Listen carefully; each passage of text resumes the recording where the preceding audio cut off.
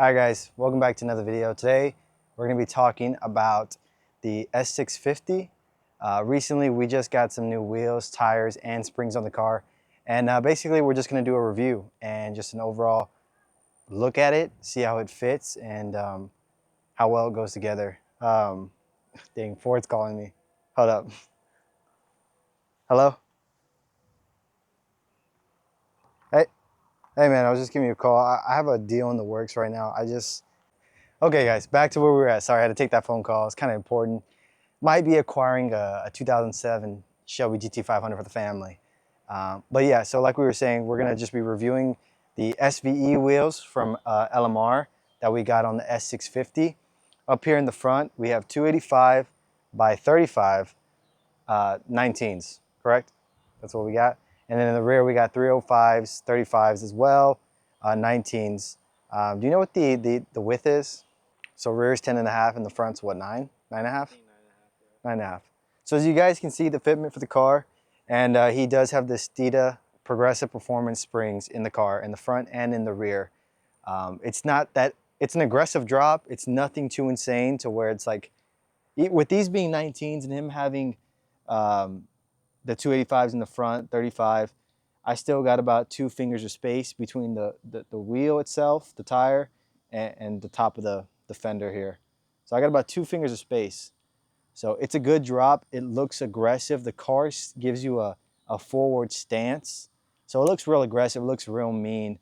So you got about 2 fingers up here in the front with these wheels and tire setup and the springs. And then over here in the rear, you got about, I probably got 2 fingers and maybe a little bit of space there, a little bit of gap. But you got way more space back here compared to the front. The front's a way more aggressive drop. I think it's what, an inch and a half in the front and an inch in the rear? No. What is it? An inch and a half and an inch and a quarter? No, it's in the front, an inch and an eighth. Inch and an eighth. The back's an inch. Okay, inch and 8 in the front, and an inch in the rear. But as you can see, you got plenty of space. No rubbing for sure, no scraping, no nothing. You got plenty of space to work here. So if you want to go with even a bigger tire in the rear, you can probably go with the bigger tire. Or even if you want to go with 20s, you can go with 20s and they're still going to fit with the springs that you got on here.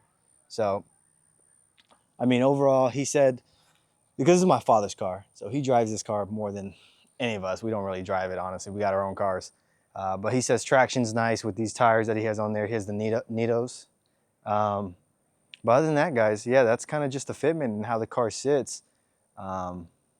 Pretty nice. It's a good stance.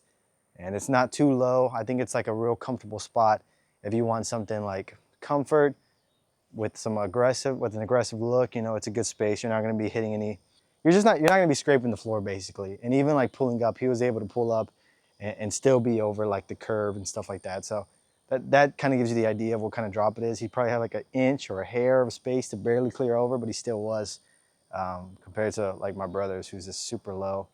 And he's probably gonna hit the front of things, but that guy's just gives you a general idea. So I mean, I don't know if you want to do like a walk around, they can see the front, the back or something. Then another thing we should probably mention is that we were able to put on the Steeda Performance Progression. Yeah, that's another thing.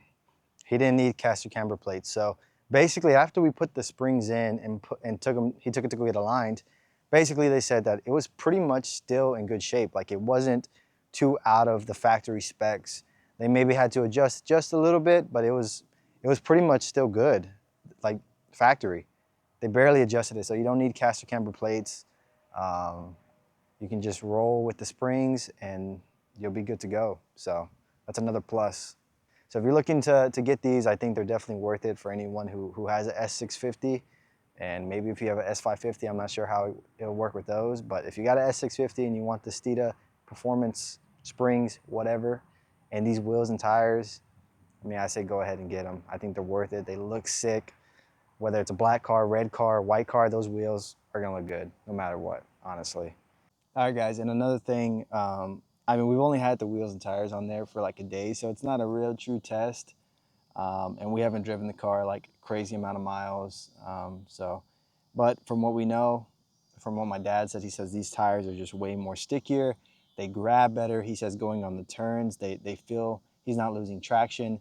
and to be aware, like this is like just a regular GT premium, not a performance. There's no performance package, nothing like that.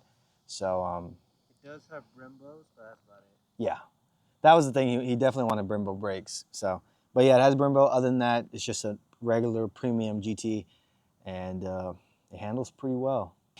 All right, guys, and that was our overall just 1-2 day review of the wheels, tires, and springs.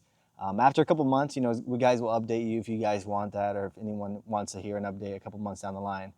But thanks for watching this video, guys. Make sure you like, comment, and subscribe, and let us know what you guys want to see up next with maybe the S650, the S550, the 66, and maybe the '07 Shelby. We'll see what happens. But thanks for watching, guys.